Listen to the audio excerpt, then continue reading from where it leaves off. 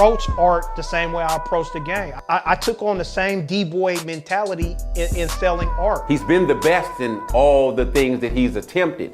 Internationally known and locally accepted, you dig? Yeah, man, that's a piece called Pen to Pencil, like the pen, incarcerated to using the pencil. And that was the voice of a good friend of mine, a lifelong friend of mine that I grew up with in Oakland and went to school with in Oakland. And in Oakland, a highly respected individual. That particular clip talked about how he utilized his arts and craft, his God-given gift, to rise to prominence and a reputable reputation for being an artist at a time where a lot of us were using alternative means of making money that wouldn't be considered necessarily legitimate. But he showed people a way you could use your craft and make the same kind of money as some of those folks that you aspired to be like, but that wasn't doing things in the light. And he came across a lot of adversity. He was incarcerated. Some charges, I want to say, was it conspiracy charges or? Yeah, I had a conspiracy. Okay. I had 13 co-defendants. Okay, 13 co-defendants, and even with that adversity, he's been able to step out. Now he's on a path to just constantly give back. He's doing a back-to-school backpack giveaway in August, and he's going to be giving away backpacks and have kids. Their names will be airbrushed on it. This dude is one of the illest airbrushers ever to come out of Northern California. He made me a Felix Trinidad airbrush T-shirt when I was back in 2006 when I was doing a series called My Block, and we were going into communities and showing through a musical lens how cultures were being developed and how they were affecting music. I happened to go to Puerto Rico and do a segment on Puerto Rico's history and hip hop and Noriega and Tego and all these different folks were Voltio, all these different artists were there, and I had that airbrush T-shirt on of Felix Trinidad, and they couldn't believe it. And even Nori, all of them was like, "Where'd you get that from?" And I had to tell him that's from my homie Dre out of Oakland. Let's welcome him here today, the one and only DeAndre Drake, ladies and gentlemen. What up? Dre, what up, man? What's up, man? Thank you. First, I just want to say I'm humbled and blessed to be here, man. Oh, man. This is it. When I was young, I wanted to be a rapper. I ended up being an artist, but today I feel like a rapper. You a rapper? You want me to throw a beat on? Because I'm here. No, I ain't gonna do no freestyle.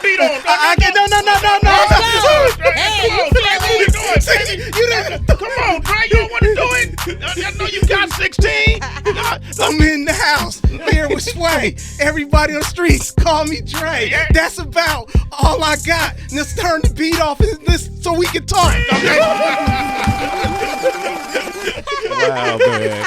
Now, you know, our history runs deep. And Dre's cousin, Jerome Lacey is man, me and my brother T. Cal and my sister Jerome was a mentor, early mentor of mine. Jerome's been up here before. He came up. You remember Jerome? Absolutely. Okay, and man, I grew up admiring him. He was like our first, accessible superhero to us running track, and also being just the way he dressed was so dapper and sophisticated. Right. He was the only dude I knew that would carry around a briefcase. Way back, remember that? Yeah, back then, he had the flyers, whips, and the whole nine, and his whole family, man. I just really fell in love with the family. My brother reached out and told me that you're working on a project. What is it that you're doing now, man? So me and a group of people, we've come together and we're doing a documentary on my life. The documentary is called Pen to the Pencil. That's a double entendre, being that I learned art in prison, serving a 9-year sentence. And so I came home, I found art. I work in my community, I give back, I work with kids, and I'm an upstanding, prolific artist in the Oakland community. Everybody knows me as an artist. And so we decided to document my life and my history of things that led to me going to prison, to me becoming an artist in prison, and my life after prison. And now I have a 9-year-old daughter who's following in my footsteps and also becoming an artist now. Wow. So that's like what the whole documentary encompasses. Well, that's amazing. Give him a round of applause for that. I remember you used to have a shop, right? Yeah, the Ave. The Ave. The Ave. Okay, and at the Ave, talk about the kind of art you would do at the Ave. So at the Ave, I had, the airbrush T-shirts were real hot in the early 2000s. So I did the airbrush T-shirts, and I got a reputation for being the guy who did all the T-shirts for the celebrities or the famous people, the entertainers, sports players, and all that. So in 2004, 5, 6, 7, the Ave was just the place to be. Yeah. And you did body painting too back then or something? No, I do body painting now. Yeah, okay. I do body painting now. So I travel all over the country and get paid to paint naked women. Okay. Okay. Damn. Dream life. OQ get paid to shoot him. No, I got you. Okay, all right. Maybe y'all could collaborate on it. I was just in Oakland. Just got back yesterday. I go home every single month. We got a 106-year-old grandmother who lived in the 90s, and then my grandmother who lived off of High Street. We grew up on 23rd, and going to Bret Hart and Oakland High and Manzanita, and I often go back and I look at the change that's happening in Oakland, the gentrification that's happening in Oakland. How the neighborhoods are changing, but some of the mentalities that still remain the same in Oakland, and some of them have progressed. What is what do you think the state of Oakland is now, and for our community? It's hard for me because I'm an Oakland loyalist. I'm Mr. Oakland. I represent Oakland. Oakland is me, and Oakland has changed so much. I feel like a stranger in my own community. Yeah. Oh, wow. I go into restaurants, I go into stores that I've been frequenting my whole life, and people look at me like, why are you here? You shouldn't be here. And I know I carry myself a certain way, and I walk around with this chip on my shoulder all the time. So I'm not the most inviting person off top already. So yeah, it's not cool to me. I don't really like it. What is and that I go back all the time, and like we were driving through over in West Oakland off of Center Street Sunday. I was just driving through the old neighborhoods, my mother and my daughter and I, and having my mother talk about her perspective on Oakland. So when she was coming up in the 60s and the 70s,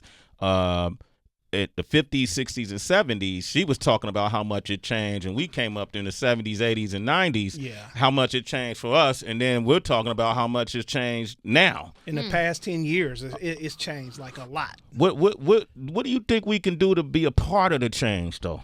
Where we are not left out of the change. Are people having those kind of conversations when you're in the neighborhoods?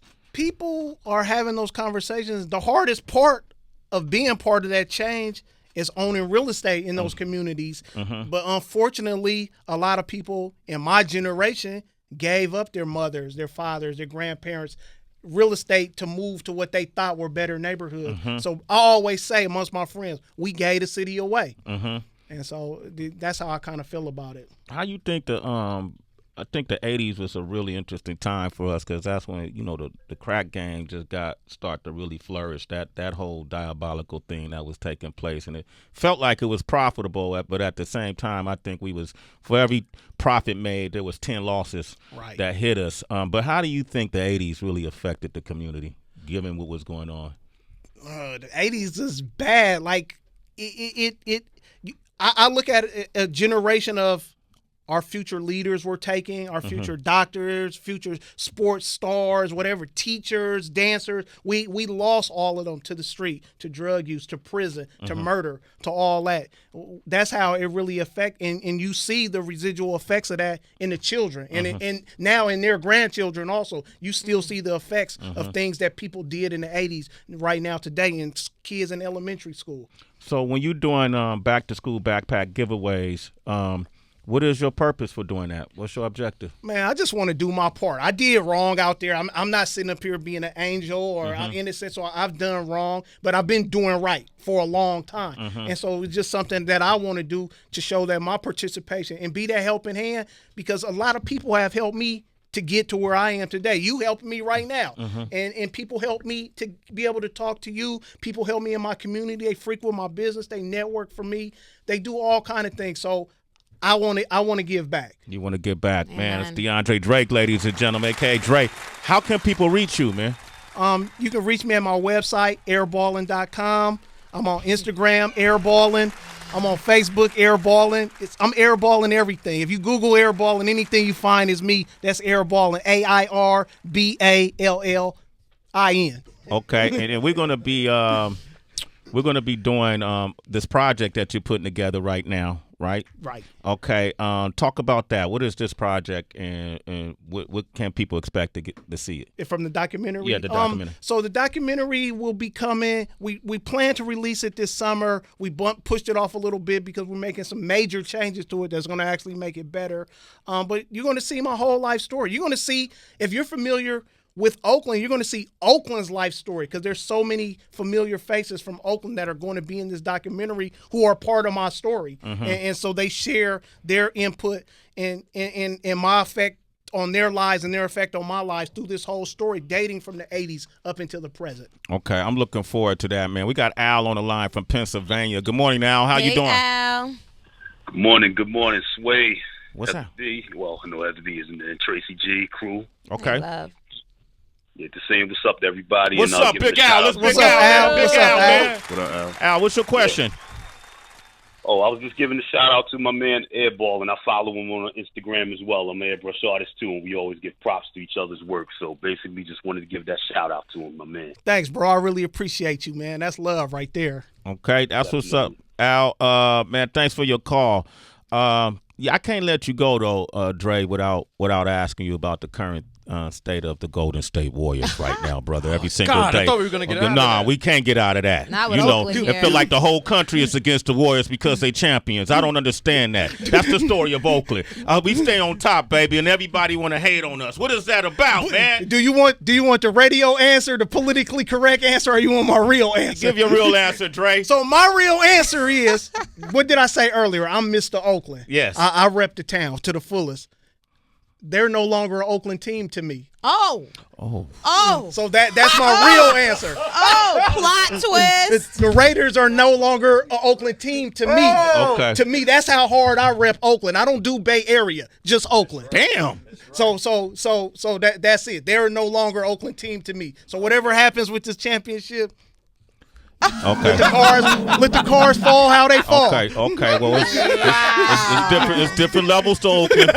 One opinion don't represent all of us. No, it don't. They playing in the Oracle on Thursday, and I could have swore the Oracle was in the city of Oakland. So as long as they playing in Oakland, they are Oakland team. You should have went for the radio answer. No. That's how we do. We gonna keep it one. After Thursday, then they not an Oakland team.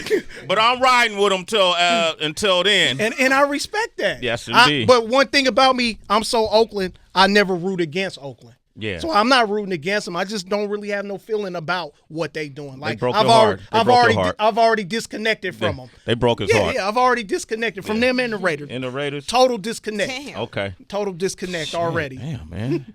So, he said, "I'm not Bay." Yo, Sway was so ready for the. He was like, "Tell him, man." Man, DeAndre Drake. Dre, what up, man? You have something you brought with you? Yeah. I just brought something I want to show off a little bit. I brought this. Oh, you did what is that? You put Nipsey, it's this beautiful picture of Nipsey Hussle. You did this? Yeah, with the young Nipsey and then the older Nipsey. Uh-huh. And I did this. I do these on metal panels and hang them up in my shop.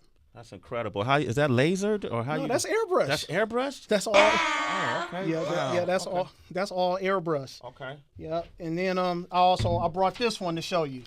Well, this one is for you. Oh wow! You get to take this one home. Oh man, wow! This is a picture. This is follow for now. Yes. that's when this from. Yeah, this is King Tech and myself, and this is actually a real picture of us. Yeah. When we were younger and did the Follow for Now and the In Control song from back in our Concrete Jungle days, our Flynamic Force days. Man, look at young Swiggity right there, man. Damn, man. That's amazing, Dre. Shout out to T. Cal. He picked the picture. T. Cal, my brother picked the picture? He picked the picture. Man. My brother was there every step of the way, man. He knows the whole story, man. Oh, thank you, man. Love you for this, bro. No problem, Appreciate man. you, Nothing, man. I appreciate you. Okay, it's all love, man. On that note, ladies and gentlemen, I'm going to post this picture at some point on my social so you'll be able to see his work. It's really incredible, and you'll be able to see me as a young man as well, and without the hat. So look out for that, all right? On that note, we have nothing left to say. What?